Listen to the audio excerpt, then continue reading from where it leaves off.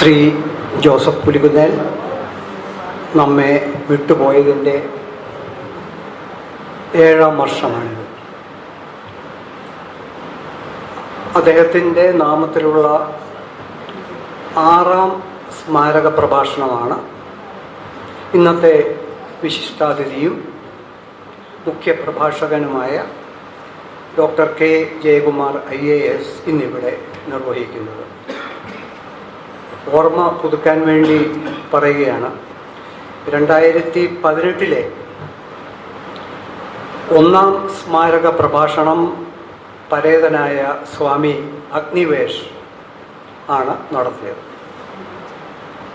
അടുത്ത 5 വർഷങ്ങളിൽ professor Sunil P Ilayidam,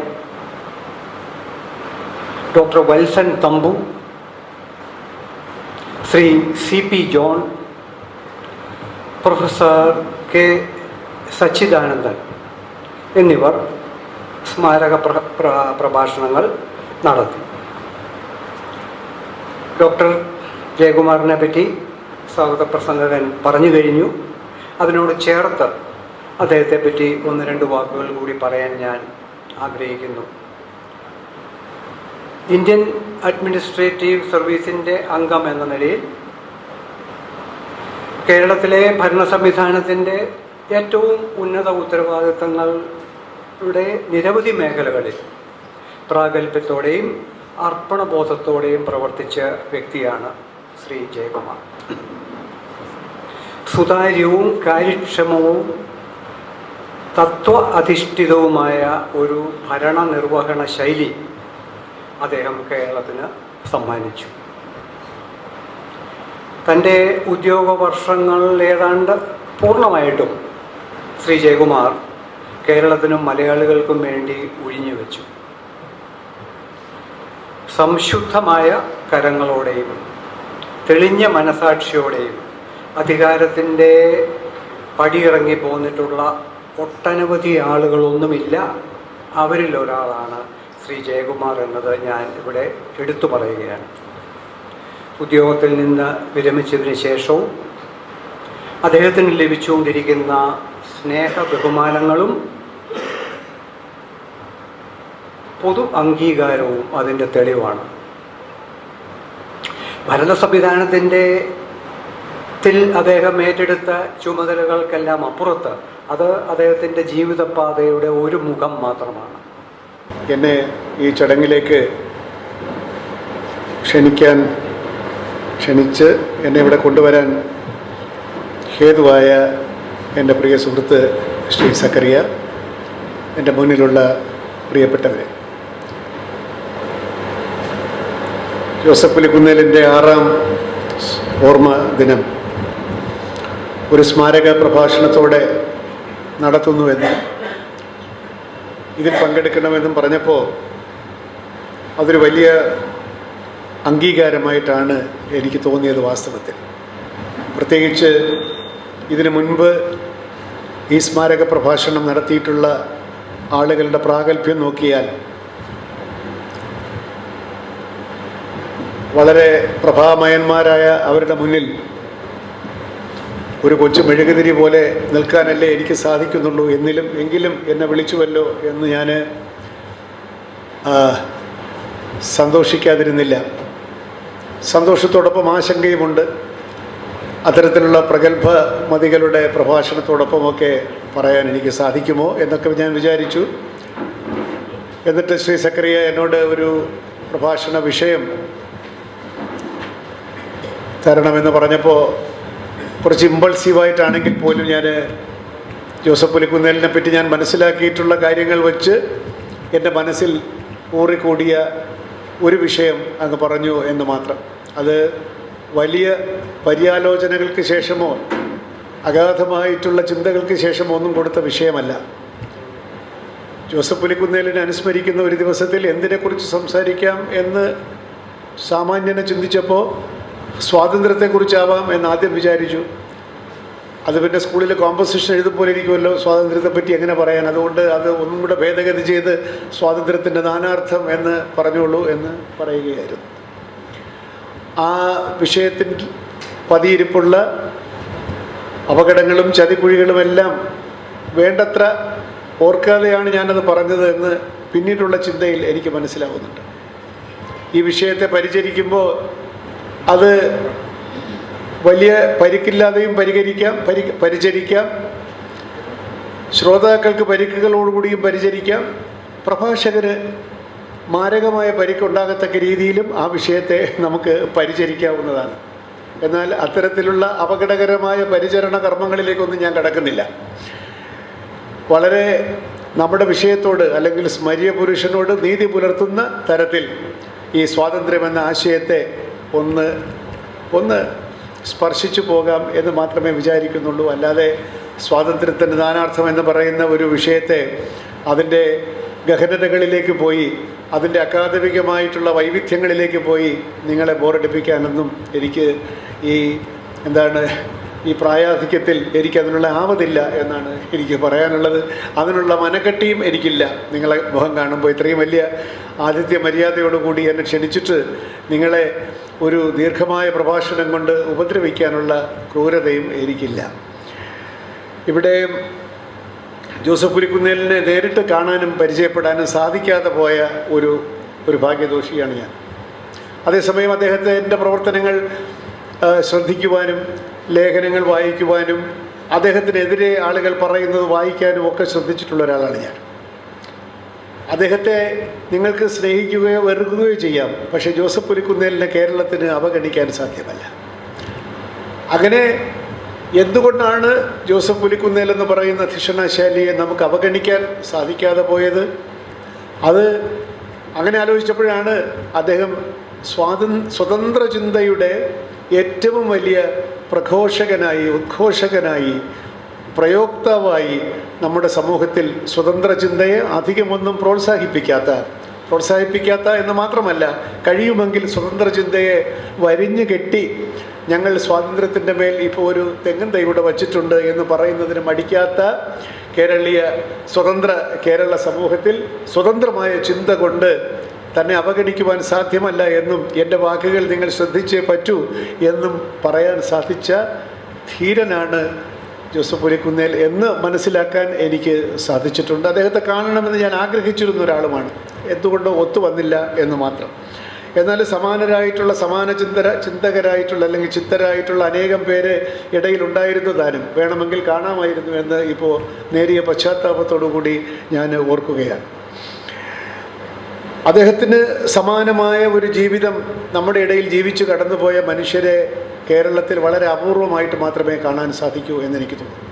അദ്ദേഹത്തിനെ പറ്റി ഈ സ്മാരക പ്രഭാഷണം സമ്മതിച്ചതുകൊണ്ട് എനിക്കുണ്ടായ ഏറ്റവും വലിയൊരു നേട്ടം അദ്ദേഹത്തിൻ്റെ ജീവിതകഥയും അദ്ദേഹത്തെ പറ്റിയുള്ള പുസ്തകങ്ങളും അദ്ദേഹം തന്നെ എഴുതിയ ലേഖനങ്ങളും എല്ലാം മാത്രവുമല്ല ഓശാന ബൈബിളും എനിക്ക് സ്വന്തമായി എന്നുള്ളതാണ് ഇതിൻ്റെ ഏറ്റവും വലിയ പ്രയോജനം. എന്ന് മാത്രവുമല്ല, അദ്ദേഹത്തെപ്പറ്റി ഈ പ്രഭാഷണത്തിന് വേണ്ടിയും അല്ലാതെയും കൂടുതൽ അറിയുവാനും ആ വ്യക്തിത്വത്തിൻ്റെ സവിശേഷതകളെ കൂടുതൽ അടുത്തറിയുവാൻ ആദരിക്കുവാൻ വിസ്മയിക്കുവാനൊക്കെ എനിക്ക് ഈ പ്രഭാഷണം സക്രിയ എന്നെ ഏൽപ്പിച്ചത് വഴി എനിക്ക് അതിൻ്റെ അവസരമുണ്ടായി. അതിന് ഞാൻ കടപ്പെട്ടിരിക്കുകയാണ്. കാരണം ഒരുപക്ഷെ നമ്മൾ സാധാരണഗതിയിൽ ഇപ്പോൾ ഒരുപാട് കാര്യങ്ങൾ വായിക്കാനുള്ളപ്പോൾ ഇതെടുത്തു വെച്ച് വായിച്ചു കൊള്ളണമെന്നില്ല. എന്നാൽ ഈ ഒരു പ്രഭാഷണത്തിൽ പങ്കെടുക്കുക വഴി ആ ചിന്താധാരയിൽ ഒരു ചെറിയ കൈവഴിയായി ചേരാനും കൂടി സാധിച്ചിരിക്കുന്നു എന്ന സൗഭാഗ്യം എനിക്ക് കൈവന്നിരിക്കുന്നു. അത് എനിക്ക് തന്നതിന് ഈ പ്രഭാഷണം കൊണ്ട് നിങ്ങൾക്ക് എന്തെങ്കിലും പ്രയോജനമുണ്ടാകുമോ എന്ന് യാതൊരു ഗ്യാരൻറ്റിയും ഞാൻ തരുന്നില്ല. പക്ഷേ എനിക്ക് പ്രയോജനമുണ്ടായി എന്ന ഒരു സത്യപ്രസ്താവന മാത്രം ഞാൻ നടത്തിക്കൊള്ളട്ടെ. ആരാണ് ഈ മൈനർ പോയറ്റ്സ്, ആരാണ് മേജർ പോയറ്റ്സ് എന്ന് ചോദിച്ചാൽ ഒരുപാട് കാലം ഓർക്കപ്പെടുന്നവർ മേജറും ഓർക്കാതെ പോകുന്നവർ മൈനറും എന്നുള്ളതല്ല. പിന്നെയോ ഏതൊരു കവിയാണോ തൻ്റെ ഈ പ്രാണപ്രതിഷ്ഠ എന്നൊക്കെയുള്ള വാക്കൊക്കെ ഇപ്പോൾ വളരെ നാനാർത്ഥങ്ങൾ വന്നുകൊള്ളുന്നതുകൊണ്ട് ഞാൻ അതിലേക്കൊന്നും കിടക്കുന്നത്. ആർക്കാണോ ഏതൊരു കവിയാണോ തൻ്റെ ജീവൻ കൊടുത്ത് തൻ്റെ പ്രാണൻ്റെ ഊഷ്മാവ് കൊടുത്ത് ഒരു അഗാധമായിട്ടുള്ള പ്രചോദന സാന്ദ്രത കൊണ്ട് കുറച്ച് വരികൾ എഴുതി വയ്ക്കുന്നത് അവരാണ് മഹാകവികൾ. അതുകൊണ്ടാണ് മഹാകവി കുമാരനാശാനെ ഉദ്ധരിക്കാതെ ഒന്നും നമുക്ക് സംസാരിക്കാൻ സാധിക്കാത്തത്. കേരളത്തിൻ്റെ പൊതുസമൂഹത്തിന് ആശാനെ പോലുള്ളൊരു കവിയെ അവഗണിക്കാൻ സാധിക്കാതിരിക്കുന്നത് എന്തുകൊണ്ട് എന്നൊക്കെ ചോദിച്ചാൽ ആ പ്രചോദനത്തിൻ്റെ ഇൻറ്റൻസിറ്റിയാണ്, സാന്ദ്രതയാണ്. അത് അഗാധമായിട്ടുള്ള തീക്ഷ്ണതയിൽ നിന്നാണ് ആ വാക്കുകൾ വരുന്നത്. എന്ന് പറയുന്നത് പോലെ ജോസഫ് പുലിക്കുന്നേൽ അനിഷേധ്യനാവുന്നത് എന്തുകൊണ്ടെന്ന് ചോദിച്ചാൽ അദ്ദേഹത്തിൻ്റെ പ്രവൃത്തികൾ, അദ്ദേഹത്തിൻ്റെ വാക്കുകൾ, അദ്ദേഹത്തിൻ്റെ ആശയങ്ങളൊക്കെ തന്നെ തീക്ഷ്ണമായിട്ടുള്ള പ്രചോദനത്തിൽ നിന്നാണ് വരുന്നത്. അല്ലാതെ ഇങ്ങനെ ഞാൻ പറഞ്ഞാൽ അത് വാർത്തയാകുമല്ലോ, അതിന് പ്രാധാന്യമുണ്ടാകുമല്ലോ എന്നൊന്നും വിചാരിച്ചിട്ടുള്ള ഉപരിപ്ലവമായിട്ടുള്ള കണക്കുകൂട്ടലുകളിലൂടെ അല്ല, മറിച്ച് അഗാധമായിട്ടുള്ള വിശ്വാസ ബോധ്യങ്ങളിൽ നിന്ന് ഉരുത്തിരിഞ്ഞു വരുന്ന തീക്ഷ്ണതയാണ് പുലിക്കുന്നേലിൻ്റെ വാക്കിൻ്റെയും പ്രവൃത്തിയുടെയും തേജസ് എന്ന് ഞാൻ പറയും. അതുകൊണ്ടാണ് 6 വർഷം കഴിഞ്ഞിട്ടും, ദേഹവിയോഗത്തിൻ്റെ 6 വർഷം കഴിഞ്ഞിട്ടും ഈ ഓശാന മൗണ്ടിൽ അദ്ദേഹത്തിൻ്റെ ഊഷ്മാവും ആത്മാവും ഇവിടെ നമുക്ക് അനുഭവവേദ്യമാകുന്നത്. ആത്മാവ് അദ്ദേഹം വിശ്വസിക്കുന്നില്ലെന്ന് എനിക്ക് അറിഞ്ഞുകൂടാ, പക്ഷെ അദ്ദേഹത്തിൻ്റെ സാന്നിധ്യം, ആശയ സാന്നിധ്യം ഇവിടെ നമ്മൾ അനുഭവിക്കുന്നത് ആ പ്രചോദന സാന്ദ്രത കൊണ്ടാണ്, ആശയ തീക്ഷ്ണത കൊണ്ടാണ്, അഗാധമായിട്ടുള്ള ബോധ്യം കൊണ്ടാണ്. അങ്ങനെ ജീവിക്കുവാൻ വളരെ കുറച്ച് പേർക്കേ സാധിക്കും. അങ്ങനെ ജീവിക്കണമെങ്കിൽ ആ വ്യക്തിത്വത്തിൻ്റെ അപാരമായിട്ടുള്ള ഒരു ഇൻറ്റഗ്രിറ്റി, വാക്കും പ്രവൃത്തിയും ബോധ്യവും എല്ലാം കൂടെയുള്ളൊരു ഇൻറ്റഗ്രിറ്റി, ഒരു ഈ വാക്ക്, പ്രവൃത്തി, ചിന്ത, ഇതെല്ലാം കൂടി ത്രികരണ ശുദ്ധി എന്നൊക്കെ പിന്നെ ചില ഹിന്ദു ടെക്സ്റ്റിലൊക്കെ ത്രികരണ ശുദ്ധിയാണ്. വാക്കും പ്രവൃത്തിയും ചിന്തയും തമ്മിൽ ഏകോപിച്ച് പോകാത്തവരെ സംബന്ധിച്ചിടത്തോളം അവരെ അവഗണിക്കാൻ വളരെ എളുപ്പമാണ്. എന്നാൽ വാക്കും പ്രവൃത്തിയും ചിന്തയും എവിടെ ഏകീഭവിച്ചിരിക്കുന്നുവോ അത്തരത്തിലുള്ള വ്യക്തിത്വങ്ങളെ അവഗണിക്കാൻ സാധ്യമല്ല. അതാണ് ജോസഫ് പുലിക്കുന്നേൽ നമ്മളിൽ നിന്ന് കമാൻഡ് ചെയ്യുന്ന അറ്റൻഷൻ എന്ന് പറയുന്നത്. അങ്ങനെ സാധിക്കും. അതുകൊണ്ട് ആ വലിയ ധീരതയുടെ മുമ്പിൽ, ആ ആശയധീരതയുടെ മുമ്പിൽ, ആ കർമ്മധീരതയുടെ മുമ്പിൽ ഞാൻ പ്രണമിക്കുകയാണ്. അതിൽ നിന്ന് കുറച്ചെങ്കിലുമൊക്കെ ധീരത ഉൾക്കൊള്ളുവാൻ നമുക്ക് സാധിച്ചെങ്കിൽ എന്ന്, ധീരത അങ്ങേയറ്റം ദുർലഭമായി കൊണ്ടിരിക്കുന്ന ഈ കാലഘട്ടത്തിൽ പ്രാർത്ഥിക്കുക കൂടി ചെയ്തുകൊണ്ട് ഞാൻ അദ്ദേഹത്തിൻ്റെ ചിന്തയിൽ ഊന്നിക്കൊണ്ട് ഈ സ്വാതന്ത്ര്യത്തിൻ്റെ നാനാർത്ഥം എന്ന വിഷയത്തിലേക്ക് ഞാൻ പതുക്കെ ഒന്ന് പ്രവേശിച്ച് ഒരു 20-25 മിനിറ്റ് കൊണ്ട് നിങ്ങൾക്ക് ജാമ്യം തന്നുകൊള്ളാം എന്നാണ് ഞാൻ വിചാരിക്കുന്നത്. അപ്പോൾ ഈ എന്താണ് ഇതൊക്കെ നമ്മൾ പറഞ്ഞിട്ട്, എന്താണ് ജോസഫ് പുലിക്കുന്നേൽ എന്ന് പറയുന്ന വ്യക്തിയുടെ പ്രവർത്തനങ്ങളുടെ അരിച്ചെടുത്താൽ എന്താണ് അദ്ദേഹം ചെയ്തത്? പലതരത്തിൽ നമുക്കതിനെ ഒറ്റവാക്കിൽ സംക്ഷേപിക്കാം. സക്കറിയ വളരെ മനോഹരമായ വാക്കുകളിലൂടെ ഇവിടെ പലതും പറയുകയുണ്ടായി. അദ്ദേഹം പറഞ്ഞ് അത്രയും സ്വാതന്ത്ര്യത്തോടു കൂടി ഞാൻ അതൊന്നും സംക്ഷേപിക്കാൻ മുതിരുന്നില്ല. എന്നാൽ മറ്റൊരർത്ഥത്തിൽ അദ്ദേഹം ചെയ്തതിൻ്റെ ഏറ്റവും നമ്മളതിനെ സംക്ഷേപിച്ചാൽ സഭയെ, ക്രിസ്തീയ സഭയെ, കത്തോലിക്ക സഭയെ യേശുവിലേക്ക് പ്രത്യാനയിക്കുകയായിരുന്നു ജോസഫ് പുലിക്കുന്നേൽ ചെയ്തത്. ഞാനീ പറഞ്ഞതിനകത്ത് രൂക്ഷമായ വാക്കുകളൊന്നുമില്ല എങ്കിലും അതിനകത്ത് ആശയങ്ങളിലും ചില പദപ്രയോഗങ്ങളിലും കാര്യങ്ങളുണ്ട്. പ്രത്യാനയിക്കുക എന്ന് പറഞ്ഞാൽ ഒരു വഴിക്ക് പോയി പിന്നെ തിരിച്ചു കൊണ്ടുവരിക എന്നുള്ളതാണ് എൻ്റെ അർത്ഥം കേട്ടോ. ഏതോ വഴിക്ക് പോയിട്ട് തിരിച്ചു പിടിക്കലാണല്ലോ പ്രത്യാനയിക്കുക, പ്രതിയാനയിക്കുക.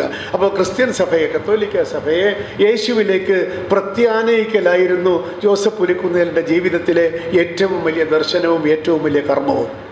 That was his mission. അതാണ് അദ്ദേഹത്തിൻ്റെ മിഷൻ. അതിനകത്ത് സഭാവിമർശനമൊക്കെ ഉണ്ട് കേട്ടോ, അതിലേക്കൊന്നും ഞാൻ കടക്കുന്നില്ല. ബൈബിൾ പരിഭാഷ, അദ്ദേഹത്തിൻ്റെ ഓശാന ബൈബിൾ എന്ന് ആ ബൈബിൾ പരിഭാഷയ്ക്ക് വേണ്ടി അദ്ദേഹം എടുത്തിട്ടുള്ള പരിശ്രമം, ഈ വാസ്തവത്തിൽ ഈ ബൈബിൾ പരിഭാഷയെ പറ്റിയൊക്കെ അറിയുന്നതിന് മുമ്പ് ഞാൻ ഈ ബൈബിളൊക്കെ വായിച്ചു തുടങ്ങുന്ന കാലത്ത് ഞാൻ എപ്പോഴും വിചാരിച്ചിട്ടുണ്ട്, ഈ അച്ഛനോട് ക്ഷമിക്കണം, ഈ അച്ഛന്മാരുടെ മലയാളത്തിൽ നിന്ന് ഈ ബൈബിളിനെ മോചിപ്പിക്കണമല്ലോ എന്ന് ഞാൻ എപ്പോഴും വിചാരിച്ചിട്ടുണ്ട് കേട്ടോ. അങ്ങനെയാണ് ഞാൻ ഈ ബൈബിളിൽ തന്നെ അത്ര കംഫർട്ടബിൾ അല്ലാതെ ഇരിക്കുന്ന ഈ ഉത്തമഗീതത്തെ ഞാനൊന്ന് മലയാളീകരിച്ചത്. അത് സോളമൻ്റെ പ്രണയഗീതം എന്നുള്ള നിലയിൽ പരിഭാഷപ്പെടുത്തി ബൈബിളിൽ നടത്തി ഞാൻ പ്രസിദ്ധീകരിച്ചിട്ടുണ്ട്. അപ്പോൾ ഈ ബൈബിളിൻ്റെ ഭാഷയുടെ ഒരു മലയാണ്മയില്ലായ്മ എന്ന് നമുക്കൊക്കെ പ്രശ്നം തന്നെയായിരുന്നിട്ടുണ്ട്.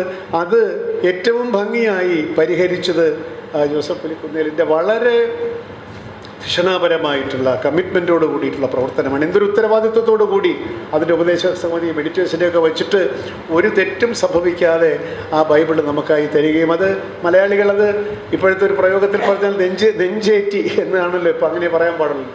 അങ്ങനെ എത്രയെത്ര കോപ്പികളാണ് ബൈബിൾ വിറ്റുപോയത്. അതിൻ്റെ അർത്ഥം എന്താണ്? അത്തരത്തിലൊരു ബൈബിൾ ഞങ്ങൾക്ക് ആവശ്യമായിരുന്നു എന്നാണല്ലോ കേരളീയ ജനത പറഞ്ഞത്.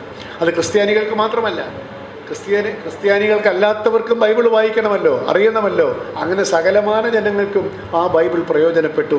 അങ്ങനെ ഈ ബൈബിളിലേക്ക് പോകുമ്പോൾ എന്തിനാണ് ബൈബിളിലേക്ക് അദ്ദേഹം ഇത്ര ശ്രമകരമായ ഒരു എഫർട്ട് എടുത്ത് ഈ ബൈബിളിനെ മലയാളീകരിച്ചത്, അഥവാ സാമാന്യ മലയാളത്തിലേക്ക്, മാനക മലയാളത്തിലേക്ക് അതിനെ കൊണ്ടുവന്നത് എന്തിനാണ് എന്ന് അന്വേഷിക്കുമ്പോൾ ഈ ബൈബിളിൻ്റെ മറ്റേ പഴയ പുസ്തകങ്ങളിലേക്കൊന്നും ഞാൻ പോകുന്നില്ല. പക്ഷേ ഈ പിന്നെ എന്താണ് ഗോസ്പൽസിൽ, സുവിശേഷങ്ങളുടെ സത്തയിൽ ആകൃഷ്ടനായിപ്പോയ ഒരു വ്യക്തി കൂടിയാണ് ജോസഫ് പുലിക്കുന്നേൽ എന്ന് നമ്മൾ മറക്കരുത്. അദ്ദേഹം ക്രിസ്ത്യൻ സഭയെ വിമർശിച്ചിട്ടുണ്ടാവാം, സഭയുടെ ചെയ്തികളെ വിമർശിച്ചിട്ടുണ്ടാവാം. എന്നാൽ യേശുവിനെ മുറുകെ പിടിച്ചുകൊണ്ട് ഈ സുവിശേഷങ്ങളുടെ അന്തസത്ത തൻ്റെ ഹൃദയത്തിലേറ്റിക്കൊണ്ടാണ് സഭയെ അദ്ദേഹം വിമർശിക്കുന്നത്. ഈ ബൈബിള് അഥവാ നമ്മുടെ ഗോസ്പൽസ് മുഴുവൻ വായിച്ചു കഴിയുമ്പോൾ നമുക്ക് ബോധ്യപ്പെടുന്ന ഒരു കാര്യം, ബൈബിളിനെ പലതരത്തിൽ വ്യാഖ്യാനിക്കുക, അതിലേക്കൊന്നും ഞാൻ കടക്കുകയല്ല. 2 ആശയങ്ങളാണ് ബൈബിളിൻ്റെ ഹൃദയത്തിൽ തുടിക്കുന്നത് എന്ന് ഞാൻ വിചാരിക്കുന്നു. അത് ജോസഫ് പുലിക്കുന്നേൽ ആ 2 ആശയങ്ങളെ സ്വാംശീകരിച്ച വ്യക്തിയാണ്. ആ 2 ആശയങ്ങൾ, ഒന്ന് സ്വാതന്ത്ര്യവും മറ്റൊന്ന് നീതിയുമാണ്. യേശു നിലകൊള്ളുന്നത് പല പല കാര്യങ്ങൾക്കും, പല പല നന്മകൾക്കും, പല പല മൂല്യങ്ങൾക്കും വേണ്ടി യേശു നിലകൊള്ളൂ എങ്കിൽ പോലും അതിൻ്റെയൊക്കെ സംക്ഷേപിച്ച് നമ്മൾ ഹരിച്ച് വന്നാൽ വീണ്ടും ഹരിക്കാൻ പറ്റാത്തതായി നമ്മൾ എത്തുന്ന അന്തിമമായിട്ടുള്ള 2 മൂല്യങ്ങൾ എന്താണ്? ഒന്ന് സ്വാതന്ത്ര്യവും മറ്റൊന്ന് നീതിയുമാണ്. യേശു മനുഷ്യർക്ക് വേണ്ടി, മനുഷ്യകുലത്തിന് വേണ്ടി പ്രാർത്ഥിച്ചതും ആഗ്രഹിച്ചതും വാഗ്ദാനം ചെയ്തതും സ്വാതന്ത്ര്യവും നീതിയുമാണ്. അതാണ് ജോസഫ് പുലിക്കുന്നേലിനെ ആ പരിഭാഷയിലേക്ക് ഇത്രമാത്രം അബോധപൂർവമായി നയിച്ചത് എന്ന് ഞാൻ വിചാരിക്കുന്നു. കാരണം സ്വാതന്ത്ര്യം തന്നെയാണ് അദ്ദേഹത്തിൻ്റെ ഏറ്റവും വലിയ മൂല്യം എന്ന് ഞാൻ വിചാരിക്കുകയാണ്. അപ്പോൾ ഈ സ്വാതന്ത്ര്യത്തിൻ്റെ അങ്ങനെയാണ് ഈ പരിഭാഷയിലേക്ക് വരുന്നത്. ജസ്റ്റിസ് ആൻഡ് ഫ്രീഡം, ഇത് രണ്ടും ഇൻ്റർകണക്റ്റഡുമാണ്. ഈ freedom and justice are interconnected. സ്വാതന്ത്ര്യം യാഥാർത്ഥ്യമാകണമെങ്കിൽ, അഥവാ നീതി ഉള്ളിടത്തെ സ്വാതന്ത്ര്യം യാഥാർത്ഥ്യമാകും. സ്വാതന്ത്ര്യം യാഥാർത്ഥ്യമാകണമെങ്കിൽ നീതി ഉണ്ടാവണം. ഇത് രണ്ടും ഇൻ്റർകണക്റ്റഡാണ്, പരസ്പര പൂരകങ്ങളാണ്. യേശു വിഭാവനം ചെയ്ത സ്വർഗരാജ്യത്തിൽ സ്വാതന്ത്ര്യവുമുണ്ട്, നീതിയുമുണ്ട്. ഏതെങ്കിലും ഒന്നേ ഉള്ളൂ എങ്കിൽ മറ്റൊന്നും അവിടെ ഇല്ല എന്ന് തന്നെയാണ് അർത്ഥം. സ്വാതന്ത്ര്യം മാത്രമേ ഉള്ളൂ, നീതിയില്ല. നീതി മാത്രമേ ഉള്ളൂ, സ്വാതന്ത്ര്യമില്ല. അങ്ങനൊരു അവസ്ഥയില്ല. അങ്ങനൊരു അവസ്ഥയുണ്ട് എങ്കിൽ ഇറ്റ് ഈസ് എ ഫാലസി, ഒരു കപടവിശ്വാസമാണത്. ഉണ്ട് എന്ന് നമ്മളങ്ങ് സൗകര്യത്തിന് വേണ്ടി വിശ്വസിക്കുകയാണ്. എനിക്ക് ഭയങ്കരമായിട്ട് നീതി ലഭിച്ചുകൊണ്ടിരിക്കുകയാണ്, എനിക്ക് ഒരുപാട് സ്വാതന്ത്ര്യമുണ്ടെന്നൊക്കെ പറയുന്നത് രണ്ടുമില്ല എന്നുള്ളതിൻ്റെ തെളിവാണ്. സ്വാതന്ത്ര്യം മാത്രമേ ഉള്ളൂ, പക്ഷേ നീതിയില്ല. അങ്ങനൊരവസ്ഥയില്ല. സ്വാതന്ത്ര്യവും നീതിയും ഇരിക്കുന്ന സക്കറിയുടെ ഒരു പുസ്തകം ഇങ്ങനെ പോയി വായിച്ചപ്പോൾ അവർ കൈകോർത്ത് നടക്കുന്ന ആളുകളാണ്. അവർ കൈകോർത്തേ നടക്കൂ, സ്വാതന്ത്ര്യവും നീതിയും. ഒരാൾ മാത്രമായിട്ട് നടക്കുകയില്ല. അതാണ് എന്തുകൊണ്ടാണ് യേശുവിന് ഈ 2 മൂല്യങ്ങളിൽ അഗാധമായിട്ടുള്ള വിശ്വാസം അർപ്പിക്കാൻ സാധിച്ചത് എന്ന അന്വേഷണത്തിലേക്ക് കടക്കുമ്പോൾ വളരെ ലളിതമായ എ സ്റ്റണ്ണിംഗ്ലി സിമ്പിൾ റിയലൈസേഷനാണ് നമ്മളെ കാത്തിരിക്കുന്നത്. അത് ജോസഫ് പുലിക്കുന്നേലിൻ്റെ ഏറ്റവും വലിയ സദ്വചനമാണ്, അദ്ദേഹത്തിൻ്റെ ക്രെഡോയാണത്. എന്താണ്? യേശുവിന് ഇല്ലാത്ത 2 കാര്യങ്ങളുണ്ടായിരുന്നു. സമ്പത്തുമില്ല, അധികാരവുമില്ല. സമ്പത്തും അധികാരവും ഇല്ലാത്തത് കൊണ്ടാണ് യേശുവിന് സ്വാതന്ത്ര്യത്തിൻ്റെയും നീതിയുടെയും പരമമായ പ്രാധാന്യത്തെ ഇങ്ങനെ മുറുകെ പിടിച്ചുകൊണ്ട് മനുഷ്യരാശിക്ക് സ്വാതന്ത്ര്യവും നീതിയും എന്ന് ഞാൻ കാണിച്ചു തരാം എന്ന് യേശു പറയാൻ യേശുവിന് ധൈര്യമുണ്ടാകുന്നത് എങ്ങനെ? അദ്ദേഹത്തിന് ബോധ്യമുണ്ടാകുന്നത് എങ്ങനെ? What is his moral conviction? കാരണം അദ്ദേഹത്തിന് അധികാരവുമില്ല, പണവുമില്ല. എന്നാലോ യഥാർത്ഥത്തിലുള്ള അധികാരവും സമ്പത്തും എന്നുകൂടി അദ്ദേഹം പുനർനിർവചിക്കുകയാണ്. നിങ്ങളുടെ കയ്യിലുള്ള സമ്പത്തല്ല യഥാർത്ഥത്തിലുള്ള സമ്പത്ത്. ഈ സമ്പത്തിൽ അഭിരമിച്ചുകൊണ്ട് നിനക്ക് സ്വാതന്ത്ര്യമുണ്ട് എന്ന് നീ വിചാരിക്കുന്നതല്ല നിന്റെ സ്വാതന്ത്ര്യം എന്ന് യേശു താൻ ജീവിച്ചിരുന്ന കാലഘട്ടത്തിൽ മാത്രമല്ല ഇന്ന് ഈ 21ാം നൂറ്റാണ്ടിൽ കൺസ്യൂമറിസത്തിൻ്റെ ഉപഭോഗ സംസ്കാരത്തിൻ്റെ ചങ്ങല കെട്ടുകളിൽ കിടന്ന് കോടികൾ അങ്ങനെ അട്ടിയിട്ട് വച്ചിട്ട് എന്ത് ചെയ്യണം എന്ന് അറിഞ്ഞുകൂടാതെ ഇരിക്കുന്ന ആളുകളെ സംബന്ധിച്ചും അവർ വിചാരിക്കുന്നു ഞങ്ങൾക്ക് സ്വാതന്ത്ര്യമുണ്ട് എന്ന്, ഞങ്ങൾക്ക് നീതി ലഭിച്ചു എന്നൊക്കെ വിചാരിക്കുന്നവർക്ക് ഈ സ്വാതന്ത്ര്യവും അധികാരവും ഇതല്ല സ്വാതന്ത്ര്യവും അധികാരവും എന്ന് യേശു ബോധ്യപ്പെടുത്തി തരുന്നുണ്ട്. Or rather true spirituality will convince you that these are not, ഇത് രണ്ടും, ഈ സമ്പത്ത് ഇതല്ല നിങ്ങൾ സമ്പത്ത് എന്ന് വിചാരിക്കുന്നതല്ല സമ്പത്ത്, നിങ്ങൾ സ്വാതന്ത്ര്യം എന്ന് വിചാരിക്കുന്നതല്ല സ്വാതന്ത്ര്യം. അത് അങ്ങനെയാണ് യേശു സമ്പത്തും അധികാരവും ഇല്ലാത്ത യേശു ഇത്ര പവർഫുള്ളായി മാറുന്നത്. അങ്ങനെയാണ് ഈ സ്വാതന്ത്ര്യം. ഇത് വളരെ വിശാലമായിട്ടുള്ള ഒരു ആശയഗതിയാണ്. നമുക്കിത് ബൈബിളിലൂടെ പോയി ഒരുപാട് ആഴത്തിൽ പോകാൻ പറ്റുന്ന ഒന്നാണ് ഈ യേശുവിൻ്റെ സമ്പത്തില്ലായ്മയും അധികാരമില്ലായ്മയും, which is in fact true wealth and true power. യഥാർത്ഥത്തിലുള്ള അധികാരവും യഥാർത്ഥത്തിലുള്ള സമ്പത്തുമാണിത്. എന്നാൽ അത് നമുക്ക് എണ്ണിത്തിട്ടപ്പെടുത്താവുന്ന സമ്പത്തല്ല, അത് നമ്മുടെ കണ്ണിന് കാണാവുന്ന അധികാരമല്ല, അധികാരത്തിൻ്റെ ചെങ്കോലും ദണ്ഡും കൊണ്ട് പ്രയോഗിക്കേണ്ട അധികാരമല്ല. അതിനൊക്കെ അതീതമായിട്ടുള്ള ദൈവനീതിയുടെ അധികാരവും സമ്പത്തുമാണത്. ദൈവാനുഗ്രഹത്തിൻ്റെ സമ്പത്താണ്, ദൈവാനുഭവത്തിൻ്റെ സമ്പത്താണ് എന്നൊക്കെ നമുക്കിതിനെ വ്യാഖ്യാനിച്ചു പോകാം. അതിലേക്ക് ഞാൻ കടക്കുന്നില്ല. 20ാം നൂറ്റാണ്ട്, നമ്മളിപ്പോൾ 21ലാണ് ജീവിക്കുന്നതെങ്കിലും നമ്മളുടെയൊക്കെ ഫോർമേറ്റീവ് പീരീഡ് എന്ന് പറയുന്നത് 20ാം നൂറ്റാണ്ട് ഏറ്റവും കൂടുതൽ ചർച്ച ചെയ്ത, ഉച്ചരിച്ച പദം സ്വാതന്ത്ര്യം എന്ന പദമാണ്. കാരണം കൊളോണിയൽ ഭരണങ്ങളിൽ നിന്ന് ഏഷ്യയിലെയും ലാറ്റിൻ അമേരിക്കയിലെയും ആഫ്രിക്കയിലെയും ഒക്കെ രാജ്യങ്ങൾ സ്വാതന്ത്ര്യത്തിന് വേണ്ടി ദാഹിക്കുകയും അതിനുവേണ്ടി പൊരുതുകയും വ്യത്യസ്തമായിട്ടുള്ള സമര രീതികൾ അവലംബിച്ചുകൊണ്ട് രാഷ്ട്രീയ സ്വാതന്ത്ര്യം നേടുകയും ചെയ്തത് 20ാം നൂറ്റാണ്ടിൻ്റെ രണ്ടാം പകുതിയോടുകൂടി. പ്രത്യേകിച്ച് രണ്ടാം ലോകമഹായുദ്ധത്തിന് ശേഷം ഒരുപാട് രാജ്യങ്ങൾ സ്വതന്ത്രമായി. നമ്മുടെ രാജ്യവും അങ്ങനെ തന്നെ സ്വതന്ത്രമായ ഒരു രാജ്യമാണ്. ഈ സ്വാതന്ത്ര്യത്തിന് വേണ്ടിയിട്ടുള്ള ദേശീയ പ്രക്ഷോഭണം നടക്കുന്ന സമയത്ത് അതിന് ധാർമ്മികമായ നേതൃത്വം കൊടുത്ത മഹാത്മാഗാന്ധി രാഷ്ട്രീയ സ്വാതന്ത്ര്യത്തെ അങ്ങനെ വളരെ വലുതായി അദ്ദേഹം പ്രകീർത്തിക്കുകയോ അതാണ് അന്തിമമായ ലക്ഷ്യമെന്ന് നമ്മളോട് പറയുകയോ ചെയ്തില്ല. That is only means to an end എന്നാണ് അദ്ദേഹം പറഞ്ഞത്. നമുക്ക് കിട്ടാൻ പോകുന്ന രാഷ്ട്രീയ സ്വാതന്ത്ര്യം മറ്റനേകം അസ്വാതന്ത്ര്യങ്ങളിൽ നിന്നുള്ള മോചനമാണ്. ആ മോചനം നേടുന്നതിനുള്ള ഉപായമാണ്, അവസരമാണ് എന്നുള്ള നിലയ്ക്കാണ് രാഷ്ട്രീയ സ്വാതന്ത്ര്യത്തെ കാണേണ്ടത് എന്ന് മഹാത്മജി എന്ന് നമ്മളോട് ഓർമ്മിപ്പിച്ചു. ഇവിടെ നമ്മൾ ആലോചിക്കേണ്ടത് ഫ്രീഡം എന്ന് പറയുമ്പോൾ freedom for and freedom from എന്ന് നമ്മളതിനെ ഒന്ന് വേർതിരിക്കണം. ചില കാര്യങ്ങൾ ചെയ്യാനുള്ള സ്വാതന്ത്ര്യം, ചില കാര്യങ്ങളിൽ നിന്നുള്ള മോചനം. സ്വാതന്ത്ര്യം എന്ന് പറയുന്നൊരു മോചനം.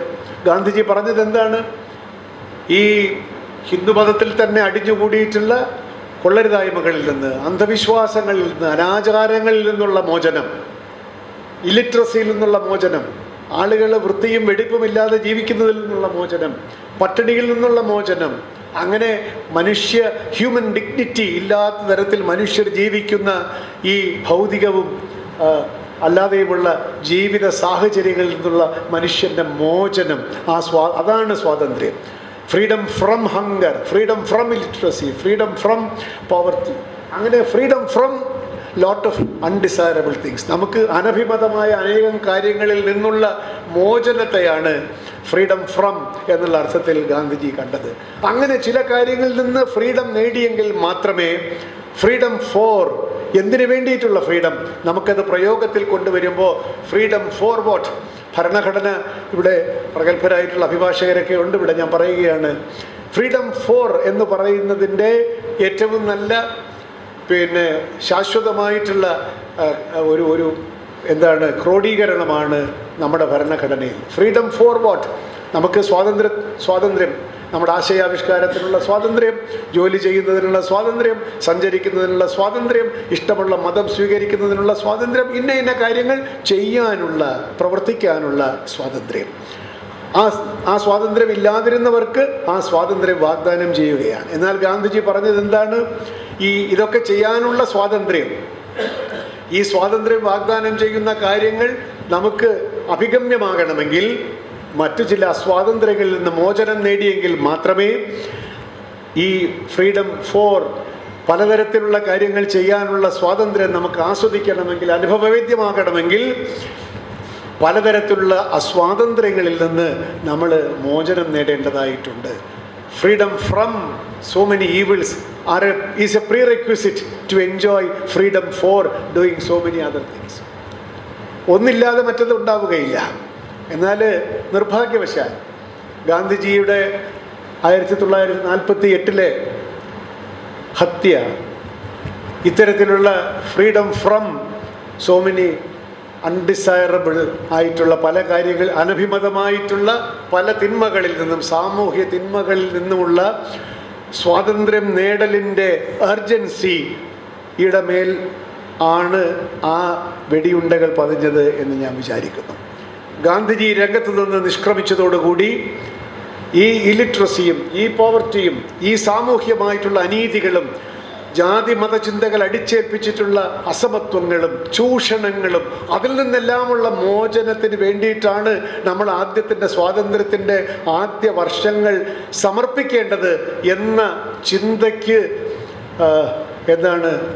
ആ ചിന്തയ്ക്ക് ഭ്രംശം വരികയും അതിൻ്റെ പ്രാധാന്യം നഷ്ടപ്പെടുകയും കയ്യിൽ കിട്ടിയ പലതും ചെയ്യാനുള്ള സ്വാതന്ത്ര്യം പ്രാവർത്തികമാക്കാനുള്ള ഒരു ആകാംക്ഷയിൽ, ആങ്സൈറ്റിയിൽ നമ്മൾ ആ സ്വാതന്ത്ര്യത്തെ പ്രകീർത്തിക്കുകയും അതുമായിട്ട് മുമ്പോട്ട് പോവുകയും ചെയ്തതിൻ്റെ ഫലമാണ് 75 വർഷം കൊണ്ട് നമ്മുടെ സ്വാതന്ത്ര്യം ഒറ്റച്ചക്രത്തിൽ മാത്രം നടക്കുന്ന ഒരു വണ്ടിയായി മുമ്പോട്ട് പോയിക്കൊണ്ടിരിക്കുന്നത്.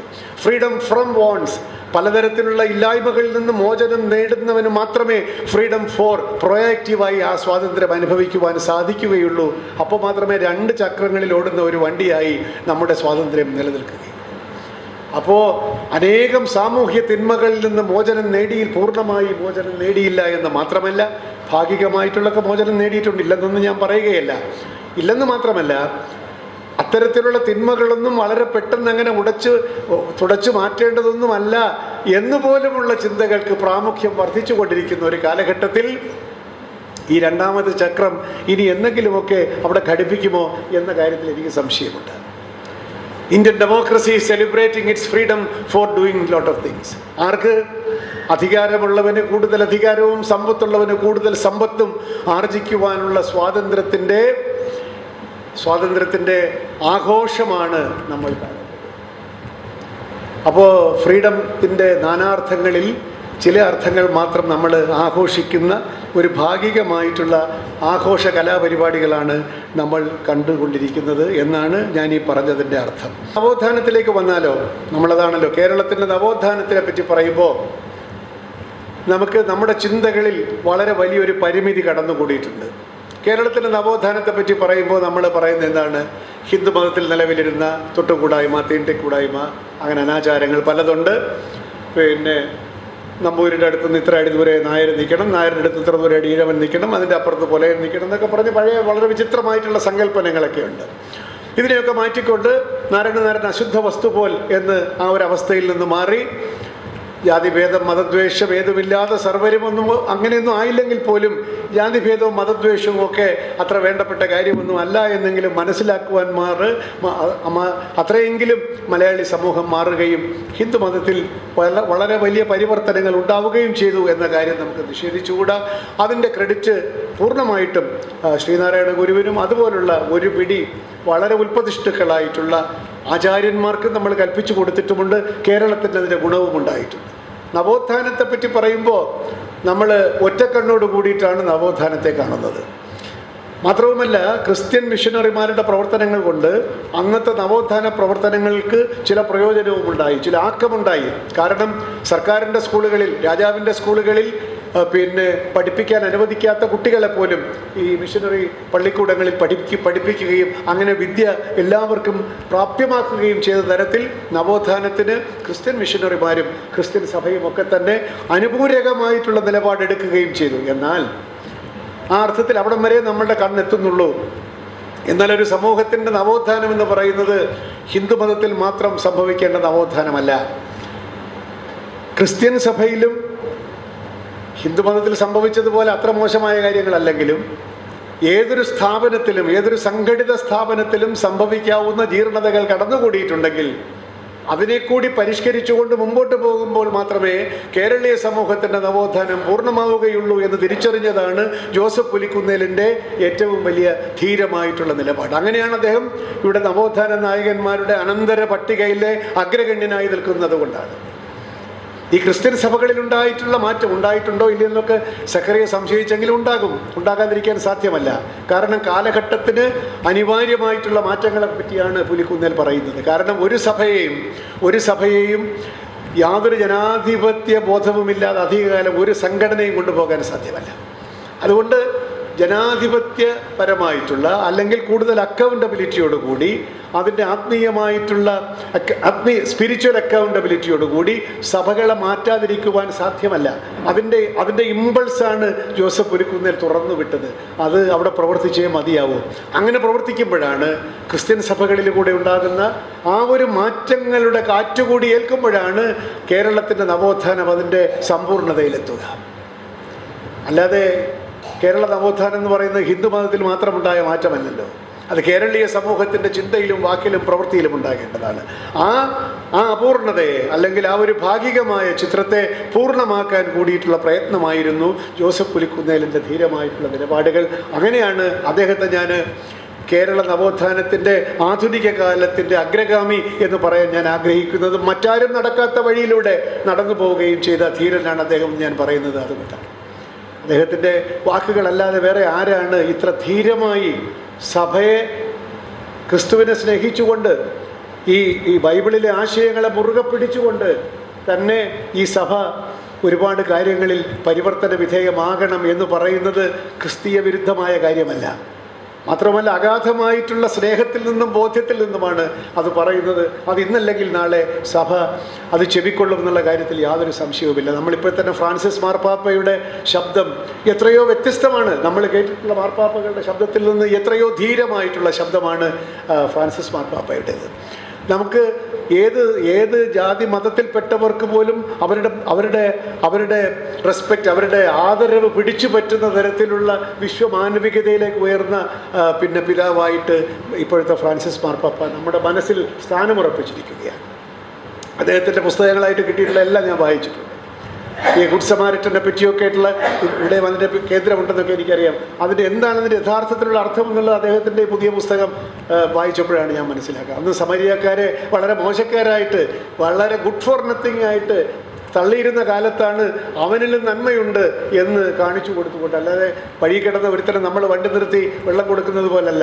സമരിയക്കാരനൊന്നും ചെയ്യുകയില്ല, അവൻ മോശങ്ങളിൽ മോശമായിട്ടുള്ളവനാണ് എന്നുള്ള ധാരണ നിലവിലിരിക്കുമ്പോഴാണ് മറ്റെല്ലാവരും അവഗണിച്ചു പോയ ആ രോഗിക്ക് ഈ സമരിയക്കാരൻ സഹായം എത്തിക്കുന്നത്.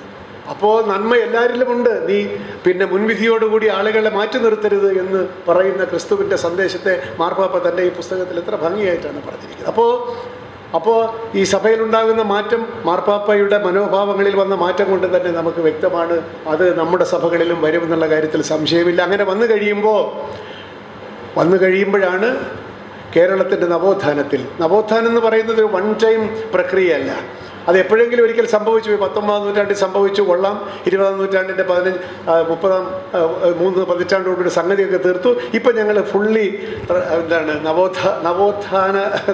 നവോത്ഥിതരാണ് എന്ന് പറഞ്ഞിട്ട് അർത്ഥമില്ല.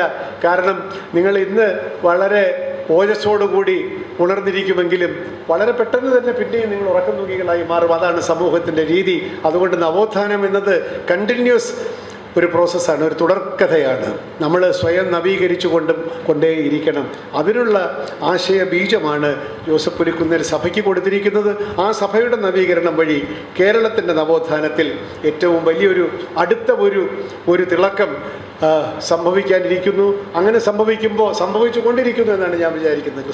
ഞാൻ പിന്നെ ജന്മം കൊണ്ട് ക്രിസ്ത്യാനിയല്ല എങ്കിലും ക്രിസ്ത്യൻ സഭകളെ വളരെ അടുത്തറിയുകയും അടുത്ത് പ്രവർത്തിക്കുകയും ഒക്കെ ചെയ്യുന്ന വളരെ ക്ലീനായിട്ട് ഒബ്സർവ് ചെയ്യുന്ന ഒരാളെന്നുള്ള നിലയ്ക്ക് ഈ പിന്നെ എറണാകുളത്ത് നടക്കുന്ന കാര്യങ്ങളെ പറ്റിയൊക്കെ സക്കറിയ പറഞ്ഞത് ഞാൻ സഭാക്കാരനല്ലാത്തതുകൊണ്ട് ഞാനൊന്നും പറയുന്നില്ല എന്നേ ഉള്ളൂ. പക്ഷേ എനിക്കും ഏറെക്കുറെ ഈ അഭിപ്രായങ്ങളെല്ലാം ഉണ്ട്. എത്ര സുഖകരമായി എത്ര ലളിതമായി തീരാവുന്ന കാര്യങ്ങളെ എന്തിനാണ് ഈ സമൂഹത്തിൻ്റെ മുമ്പാകെ ഇങ്ങനെയൊക്കെ കാണിക്കുന്നത് എന്ന് തോന്നിപ്പോകാത്ത ആരെങ്കിലും ഉണ്ടോ നമ്മുടെ ഇടയിൽ? അതുപോട്ടെ, ഞാനതിലേക്ക് അടക്കുകയല്ല, ഞാനൊരു അതോറിറ്റിയുമല്ല കാര്യത്തിൽ, ഒരു സാമാന്യ പത്രവായനക്കാരൻ എന്നുള്ള നിലയ്ക്ക് പറഞ്ഞു എന്ന് മാത്രം. അപ്പോൾ ഹിസ് മിഷൻ വാസ്, ജോസഫ് പുലിക്കുന്നേലിൻ്റെ മിഷൻ എന്താണ്? മനുഷ്യന് നന്മ ചെയ്യുവാനും പുരോഗമനപരമായി ചിന്തിക്കുവാനും ക്രിസ്തുവിൻ്റെ ആശയങ്ങളെ ജീവിതത്തിൽ പകർത്തുവാനുമുള്ള ആ നമ്മുടെ സ്വാതന്ത്ര്യത്തെ സംഘടിതമായി ആരും കവർന്നെടുക്കരുത്.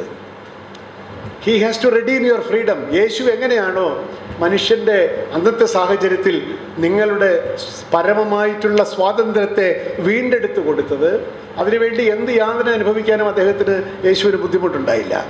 He knew that it is a dangerous game. അപകടകരമായ സന്ദേശമാണ് തൻ്റേത് എന്നറിയാഞ്ഞിട്ടല്ല, എന്നിട്ടും അദ്ദേഹത്തിൻ്റെ കർമ്മധീരത കൊണ്ട്, ആ ബോധ്യം കൊണ്ട്, മനുഷ്യന് വാഗ്ദാനം കിട്ടിയിട്ടുള്ള സ്വർഗരാജ്യത്തെ പറ്റിയുള്ള ആ സ്വാതന്ത്ര്യബോധം മനുഷ്യന് കൊടുക്കുവാൻ തയ്യാറായ യേശു ധീരനാണ്. ആ ധീരതയുടെ ഒരു കിരണം തന്നെയാണ് വാസ്തവത്തിൽ ജോസഫ് പുലിക്കുന്നേലിൻ്റെ ഉള്ളിൽ പ്രവർത്തിക്കുന്നത് എന്ന് ഞാൻ പറയുന്നത് അതിശയോക്തിയല്ല. കാരണം വരും വരായികളെപ്പറ്റി ചിന്തിച്ചുകൊണ്ട്, തൻ്റെ സുഖങ്ങൾ ത്യജിച്ചുകൊണ്ട്, തൻ്റെ സമ്പത്ത് ത്യജിച്ചുകൊണ്ട് താൻ വിചാരിക്കുന്ന കാര്യങ്ങൾ പ്രചരിപ്പിക്കുവാൻ വേണ്ടി തൻ്റെ കർമ്മരംഗം മുഴുവൻ മാറ്റിവെക്കണമെങ്കിൽ അപാരമായിട്ടുള്ള സ്നേഹവും സ്വാതന്ത്ര്യബോധവും ബോധ്യവും അദ്ദേഹത്തെ നയിച്ചിരിക്കണം എന്നുള്ളതാണ്. ഇത്രയും തീക്ഷ്ണമായിട്ടുള്ള ഒന്ന് നമുക്ക് യേശുവിൽ കാണാൻ സാധിക്കുന്നു എന്നാണ് ഞാൻ പറഞ്ഞതിൻ്റെ അർത്ഥം. സ്വാതന്ത്ര്യത്തിൻ്റെ എതിർവാക്കെന്താണ്? ഫ്രീഡത്തിൻ്റെ എതിർവാക്ക് നമ്മൾ സ്ലേവറി എന്നോ അല്ലെങ്കിൽ അസ്വാതന്ത്ര്യം എന്നൊക്കെ പറയും. വാസ്തവത്തിൽ സ്വാതന്ത്ര്യത്തിൻ്റെ എതിർപദം ഭാഷാ പണ്ഡിതന്മാർ യോജിക്കുകയില്ല എങ്കിൽ പോലും സ്വാതന്ത്ര്യത്തിൻ്റെ എതിർപദം ഭയമാണ്. നിങ്ങൾക്ക് എന്തുകൊണ്ട് സ്വാതന്ത്ര്യമെടുക്കാൻ സാധിക്കുന്നില്ല? You are scared. നിങ്ങളുടെ ഭയം കൊണ്ടാണ്. അപ്പോൾ സ്വാതന്ത്ര്യത്തിൻ്റെ എതിർപദം എന്ന് പറയുന്നത് ഭയമാണ്. അപ്പോൾ ഇവിടെ ഇരിക്കുന്ന ഞാനും നിങ്ങളും അടങ്ങുന്ന ഈ സമൂഹം എപ്പോഴാണോ നമ്മൾ ഭയം നമ്മുടെ മനസ്സിലേക്ക് പതുക്കെ അരിച്ചരിച്ച് തണുപ്പ് കയറുന്നത് പോലെ കയറുന്നത്, അപ്പോൾ ആലോചിക്കണം, നമുക്ക് സ്വതന്ത്ര ചിന്ത നഷ്ടമായിരിക്കുന്നു എന്നർത്ഥം. ഭയമാണ്, സകലതും ഭയമാണ്. ഞാനതിനെപ്പറ്റി വിശദീകരിക്കുന്നില്ല. ഞാൻ പറഞ്ഞല്ലോ, പ്രഭാഷകൻ്റെ ഭാവി വഷളാക്കുന്ന ഒന്നും ഞാൻ ചെയ്യുന്നില്ല. പക്ഷേ എപ്പോൾ നമുക്ക് ഭയം തോന്നുന്നുവോ, ഭയമെന്ന് പറയുന്ന വികാരം നമ്മളെ എപ്പോൾ ഭരിക്കാൻ തുടങ്ങുന്നുവോ, അപ്പോൾ കരുതിക്കോണം, സ്വാതന്ത്ര്യം കൈമോശം വന്നിരിക്കുന്നു എന്നർത്ഥം. യേശുവിന് ഭയമുണ്ടായില്ല. ഭയന്നിട്ട് ഒരു വാക്കും യേശു പറഞ്ഞതായി നമുക്കറിഞ്ഞുകൂടാ. എനിക്ക് ഭയക്കുന്നു എന്ന് അദ്ദേഹം പറയുകയില്ല. ആ വാക്കുകൾ അദ്ദേഹത്തിൻ്റെ നാവിൽ നിന്ന് ഉതിരുകയില്ല. ജോസഫ് പുലിക്കുന്നേലിന് ഭയമുള്ളതായി നമുക്കറിഞ്ഞുകൂടാ. കാരണം അദ്ദേഹം എതിർത്ത ശക്തികളെന്ന് പറയുന്നത് എളുതായിട്ടുള്ള ആളുകളോ സ്ഥാപനങ്ങളോ അല്ല. പക്ഷേ പറയേണ്ടത് എൻ്റെ ധർമ്മമാണ് എന്ന് വിചാരിക്കുകയും എൻ്റെ സ്വാതന്ത്ര്യം അതിനു വേണ്ടിയാണ് എന്ന് വിചാരിക്കുകയും ഭയമെന്ന വികാരം എന്നെ തടസ്സപ്പെടുത്തരുത് എന്ന് ബോധ്യപ്പെടുത്തുകയും ചെയ്ത ജോസഫ് പുലിക്കുന്നേൽ എങ്ങനെയാണ് ജീവിക്കേണ്ടത് എന്ന് നമുക്ക് പറഞ്ഞു തരികയാണ്. പണ്ട് എൻ്റെ അച്ഛൻ്റെ ഈ സിനിമയിലുള്ളപ്പോൾ എം.ആർ. രാധ എന്നൊരു നടനുണ്ടായിരുന്നു പണ്ട് തമിഴിൽ. വലിയ വില്ലനാണ്. അപ്പോൾ അദ്ദേഹം വലിയ നാടക നടനാണ്. അദ്ദേഹത്തിൻ്റെ വളരെ പ്രസിദ്ധമായ ഒരു വാചകം അച്ഛൻ നമ്മളോട് സ്ഥിരമായിട്ട് പറയും. ഒരു നാടകത്തിൽ അദ്ദേഹം പറയുകയാണ്, അങ്ങനെ വളരെ ഉപദേശം കൊടുക്കുകയാണ്, ഇപ്പടിത്താൻ വാഴ വേണ്ടും, ഇങ്ങനെയാണ് ജീവിക്കേണ്ടത് ഉപദേശം കൊടുത്തിട്ട്, എന്നിട്ട് തിരിഞ്ഞ് ഓഡിയൻസിനോട് നേരെ വിരുദ്ധം, എപ്പടിയും വാഴലാം, ഇങ്ങനെയാണ് ജീവിക്കേണ്ടത്, പിന്നെ നിനക്ക് എങ്ങനെയാണോ കഴിയാൻ കേട്ടോ എന്ന് പറയുന്നത് പോലെ ഇങ്ങനെയാണ് ജീവിക്കേണ്ടത് എന്ന് യേശു നമ്മളോട് പറയുന്നു. യേശു അങ്ങനെയാണ് പറഞ്ഞത് എന്ന് ജോസഫ് പുലിക്കുന്നേൽ നമ്മളോട് പറയുന്നു. പക്ഷേ നമ്മൾ ഭയവിഹ്വലരായി തിരിഞ്ഞു നിന്നിട്ട് പറയുന്നു, എങ്ങനെയും ജീവിക്കാം, അങ്ങനെ എങ്ങനെയും ജീവിക്കരുത്, ഇങ്ങനെയാണ് ജീവിക്കേണ്ടത് എന്ന് പറഞ്ഞു തന്നു പോയ നല്ല സമരിയക്കാരൻ നമ്മുടെ മുമ്പിലുള്ളപ്പോൾ എന്തിന് എങ്ങനെയും ജീവിക്കണം. പക്ഷേ ഭയം നമ്മളെ എങ്ങനെയും ജീവിക്കാൻ നമ്മളെ പ്രേരിപ്പിക്കുന്നു എന്നുള്ളതാണ് നമ്മൾ ആത്മപരിശോധന ചെയ്യേണ്ടത്. അതുകൊണ്ട് ഭയത്തിൽ നിന്നുള്ള മോചനമാണ് ഈ ദിവസത്തിൽ നമ്മൾ നടത്തേണ്ട ഏറ്റവും വലിയ പ്രാർത്ഥന എന്നെനിക്ക് തോന്നുന്നു. ആ ഭയത്തിൻ്റെ അനാട്ടമിയിലേക്ക് പോകാനൊന്നും ഞാൻ നിങ്ങളുടെ സമയം കവരുന്നില്ല. അതും കവരണം, അതും ചെയ്യേണ്ടത് തന്നെയാണ്. എന്തുകൊണ്ടാണ് ഭയം? എന്തിനെക്കുറിച്ചാണ് ഭയം? നഷ്ടങ്ങളെക്കുറിച്ചാണ് ഭയം, യാതനകളെക്കുറിച്ചാണ് ഭയം. ആ യാതനയും നഷ്ടങ്ങളും എന്തുകൊണ്ട് നമ്മളെ ഭയപ്പെടുത്തുന്നു എന്ന് ചോദിച്ചാൽ, പിന്നെ ഒരു ഹിന്ദു തത്വശാസ്ത്രം പ്രകാരം പറഞ്ഞാൽ നമ്മുടെ അറ്റാച്ച്മെൻ്റാണ്. ഇതെൻ്റെ സുഖം, ഇത് എൻ്റെ വീട്, ഇത് എൻ്റെ സമ്പത്ത്, ഇതെല്ലാം ഞാൻ എങ്ങനെ നഷ്ടമാകും, എൻ്റെ എന്നുള്ള വിചാരമുള്ളിടത്തോളം കാലം നമുക്ക് ഭയം ഉണ്ടായിക്കൊണ്ടേയിരിക്കും. ഞാനിതിൽ നിന്നൊക്കെ മോചനം നേടിയ ആളാണെന്ന് ചോദിച്ചാൽ അല്ല, അതുകൊണ്ടാണല്ലോ ഞാനിങ്ങനെ നടക്കുന്നില്ല, ഞാനിവിടെ നിൽക്കുമോ? നമുക്കെല്ലാം ഈ മോചനമുണ്ട്. പക്ഷേ ഈ ഭയമുണ്ട്. എൻ്റേത്, എൻ്റെ ഭാര്യ, എൻ്റെ മക്കൾ, എൻ്റെ സ്ഥാനം, എൻ്റെ ജോലി, എൻ്റെ പൈസ എന്നൊക്കെ വിചാരം വരുമ്പോൾ ഇതൊക്കെ നഷ്ടമാകുമോ എന്നുള്ള ഭയം നമുക്കുണ്ടാകും. ഇതംന മമ എന്ന്, എൻ്റെതല്ല എൻ്റെതില്ലേ കുമ്പനാനകൾ എന്നൊക്കെ പണ്ട് അക്കിത്തം പറഞ്ഞില്ലേ, ഇതൊന്നും എൻ്റെതല്ല എന്ന് വിചാരിക്കുന്ന ഒരു ഡിസ്പാഷനേറ്റ് ഡിസ്റ്റൻസ് ഓട് കൂടിയിട്ട് ജീവിതത്തെ കാണുമെങ്കിൽ ഒരുപക്ഷെ നമുക്ക് കുറച്ചും കൂടി നിർഭയരായി ജീവിക്കാൻ സാധിക്കും. ജോസഫ് പുലിക്കുന്നേലിൻ്റെ 6ാം അദ്ദേഹത്തിൻ്റെ ഓർമ്മ ദിനത്തിൽ ഈ സ്വാതന്ത്ര്യത്തിൻ്റെയും നിർഭയത്വത്തിൻ്റെയും വലിയ സൗധങ്ങൾക്ക് മുമ്പിൽ, ആ സങ്കല്പ സൗധത്തിൻ്റെ മുമ്പിൽ, അദ്ദേഹത്തിൻ്റെ ഓർമ്മയുടെ മുമ്പിൽ ആദരാഞ്ജലികൾ അർപ്പിക്കാൻ മാത്രമേ ഞാൻ മുതിരുന്നുള്ളൂ. കവികളായ കവികൾ മുഴുവൻ ഈ സ്വാതന്ത്ര്യത്തിൻ്റെ സത്ത ഉൾക്കൊണ്ടിട്ടാണ് അവർ ധീരമായി എഴുതുന്നത്. എല്ലാ എഴുത്തുകാരും, സക്കറിയ ഉൾപ്പെടെ ഇവിടെ ഇരിക്കുന്ന എഴുത്തുകാരൊക്കെ തന്നെ എഴുതുന്ന സമയത്ത് അവർ ദൈവത്തിനോട് അടുത്ത് നിൽക്കുന്നു. കാരണം എഴുതുന്ന സമയത്ത് അവർക്ക് ഭയമില്ല. പബ്ലിഷ് ചെയ്യുമ്പോൾ ചിലപ്പോൾ നമ്മൾ വെട്ടിയേക്കും, അത് വേറെ കാര്യം. പക്ഷെ എഴുതുന്ന സമയത്ത് എന്താണ്, അപാരേ കാവ്യ സംസാരേ കവിരേഖ പ്രജാപതി എന്ന് പറഞ്ഞതുപോലെ ഞാൻ തന്നെയാണ് എൻ്റെ വിധികർത്താവും എൻ്റെ ഭാഗ്യവിധാതാവും എന്നുള്ളൊരു അഹന്തയോടുകൂടി തന്നെയാണ് എഴുതുന്നത്. അതുകൊണ്ടാണ് കേരളത്തിലെ ഏറ്റവും വലിയ കവിയായിട്ടുള്ള ആശാൻ നമുക്ക് 4 വരി പറഞ്ഞു തന്നിട്ട് പോയത്, സ്വാതന്ത്ര്യം തന്നെ അമൃതം. ഞാൻ ഒരു ആശാൻ പക്ഷപാതിയാണ് കേട്ടോ. കാരണം ആശാൻ്റെ വാക്കുകൾ കാലങ്ങൾ കഴിയും തോറും അതിൻ്റെ തീക്ഷ്ണത നമ്മളെ പിന്തുടരും. സ്വാതന്ത്ര്യം തന്നെ അമൃതം. അമൃതം എന്ന് പറഞ്ഞാൽ നിങ്ങളത് അമരനാക്കും. ഭീരുക്കൾ പെട്ടെന്ന് മരിക്കും, ധീരന്മാർ ജീവിക്കുമെന്ന് പറഞ്ഞു കേട്ടിട്ടില്ലേ? സ്വാതന്ത്ര്യം തന്നെ അമൃതം, സ്വാതന്ത്ര്യം തന്നെ ജീവിതം എന്ന് പറഞ്ഞാൽ സ്വാതന്ത്ര്യമില്ലെങ്കിൽ ജീവിച്ചിട്ട് അർത്ഥമില്ല എന്നർത്ഥം. പാരതന്ത്ര്യം മാനികൾക്ക് വൃതിയേക്കാൾ ഭയാനകം. ഞാനാകെ നിങ്ങളോട് ഓർമ്മിപ്പിക്കാൻ ആഗ്രഹിക്കുന്നത്, എന്നോട് ഓർമ്മിപ്പിക്കാൻ ഞാൻ ശ്രമിക്കുന്നതും, നീ പാരതന്ത്ര്യത്തിലാണോ ജീവിക്കുന്നത്? നീ ഭയത്തിലാണോ ജീവിക്കുന്നത്? ആണെങ്കിൽ അതിൽ നിന്ന് എത്രയും പെട്ടെന്ന് മോചനം നേടി നമ്മുടേതായ രീതിയിൽ നമ്മുടെ സ്വാതന്ത്ര്യത്തെ, നമ്മുടെ ധീരതയെ നമുക്ക് പതുക്കെ പിടിച്ചെടുത്തുകൊണ്ട് നമ്മുടെ ദേശീയ സ്വാതന്ത്ര്യത്തെയും വ്യക്തി സ്വാതന്ത്ര്യത്തെയും ആശയ സ്വാതന്ത്ര്യത്തെയും ഒക്കെ നമുക്ക് നമ്മുടെ ജീവിതത്തിൽ കുടിയിരുത്താൻ ശ്രമിക്കാം. അതിനെതിരെയുള്ള ഏതൊരു നീക്കങ്ങളെയും ചെറുക്കാം. എൻ്റെ സ്വാതന്ത്ര്യം എനിക്ക് മാത്രം, എൻ്റെ ചിന്ത എനിക്ക് മാത്രം, അത് ഞാനാണ് അതിൻ്റെ ഭാഗ്യവിധാതാവ് എന്ന് പറയാനുള്ള ധീരത, വിചാരധീരത ജോസഫ് പുലിക്കുന്നേലിൻ്റെ സ്മരണ നമുക്ക് പ്രദാനം ചെയ്യട്ടെ എന്ന് മാത്രം പറഞ്ഞുകൊണ്ട് ആ ധീരമായ സ്മരണയ്ക്ക് മുമ്പിൽ എൻ്റെ ആദരാഞ്ജലികൾ ഒരിക്കൽ കൂടി അർപ്പിച്ചുകൊണ്ട് എൻ്റെ വാക്കുകൾ നിർത്തുന്നു. നന്ദി, നമസ്കാരം.